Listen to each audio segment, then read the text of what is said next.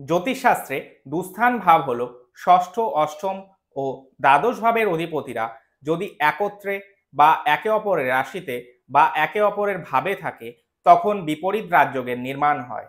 আজ আমরা আলোচনা করব দ্বাদশ ভাব, যেটা কিনা এক্সপেন্ডিচার বা ব্যয় ভাব। এই ভাব থেকে ফিক্সড ইনভেস্টমেন্ট, ফরেন ভিজিট এবং পজিশন আফটার ডেথ এগুলোও দেখা হয়।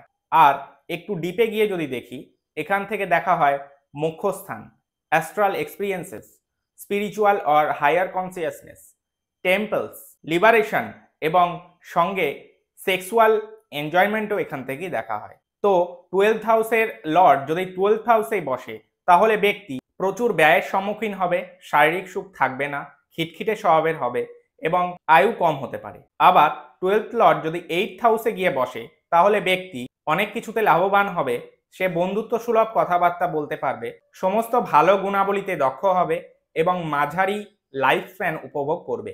আর 12th লর্ড যদি 6th হাউসে গিয়ে বসে তাহলে ব্যক্তি তার স্পাউসের সাথে শত্রুতা করবে, রাগ করবে, দুঃখী হবে এবং সবশেষে বলি তিনি কিন্তু পরকীয়ায় মত্ত হবে।